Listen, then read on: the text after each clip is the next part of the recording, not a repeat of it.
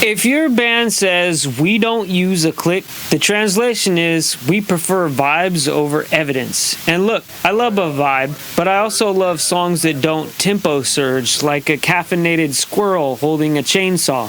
Here's the truth, the click track isn't ruining your feel, it's exposing your feel. And if that makes you mad, congratulations, you found the problem. Today, why bands hate the click, why it matters, and how to get tight without turning into a soulless robot.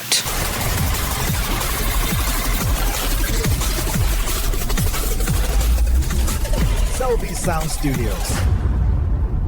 If this helps you tighten up and stop fighting your own tempo, hit like, subscribe, and turn on notifications. This channel exists to help bands make riffs that obliterate. I've watched this play out 1,000 times. A band books studio time, everybody's confident, everybody's tight, then the click comes on, and suddenly it's, bro, the click is off. No, your click is off. Actually, time is a social construct. Here's what really happened. The click track is constant, unforgiving, like a tax audit with a metronome. And when you play against it, you hear the truth immediately. That's why it feels bad. Not because it's wrong, but because it's accurate. Also, practical reality. If you're recording modern metal, click makes the overdubs, the edits, tight doubles, and clean arrangements moves possible. If your band wants tight guitars, lock drums, and anything resembling professional consistency, you can't show up to the studio and learn click on the clock. That's not grit. That's expensive suffering. Alright, here's how to stop hating the click and start using it like a weapon. 1. Stop practicing to the click. Start practicing with the click. Most bands do this wrong. They turn on the click and they try to overpower it. Instead, treat the click like the drummer. Lock to it, breathe with it. Start with easy sections, chugs, straight grooves, no hero feels. You're building comfort first. 2. Make the click easier to feel.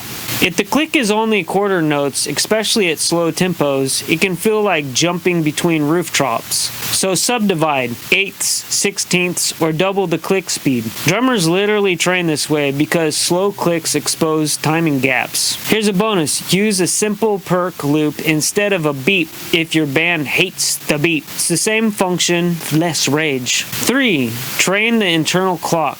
Here's a killer drill. Put the click on only the 1, or use a gap click that disappears for a bar. Then come back. If the band drifts, you'll feel it immediately. This trains the internal pulse so you don't become click dependent. Solution 4. Practice the transitions like they're the song.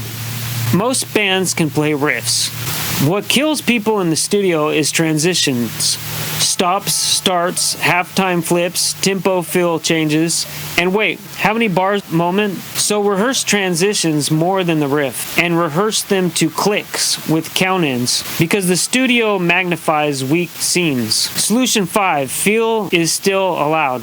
This is important. Playing to a click doesn't mean playing with zero vibe. It means the vibe is repeatable. You can still push intensity, you can still phrase. You just stop accidentally speeding up every time the breakdown hits, like you were being chased by wolves. That's not feel, that's adrenaline. If your band wants the mix to hit like a professional release and not rehearsal footage from 2009, Selby Sound Studios does mixing and mastering for heavy bands. Tight, punchy, modern translation. Drums that smack, guitars that stay huge in context, bass that exists in physical reality. You bring the performance. I'll make them obliterate without turning your mix into a rectangle. Links in the description. The click track isn't the enemy, it's the mirror. And if you don't like what you see, good. Now that you know what to train, make riffs that obliterate. Follow Selby Sound Studios for weekly breakdowns that move your band forward. Alright, go practice with the click. If your drummer complains, tell them that the click said they're grounded. We'll see you later. Mamma mia!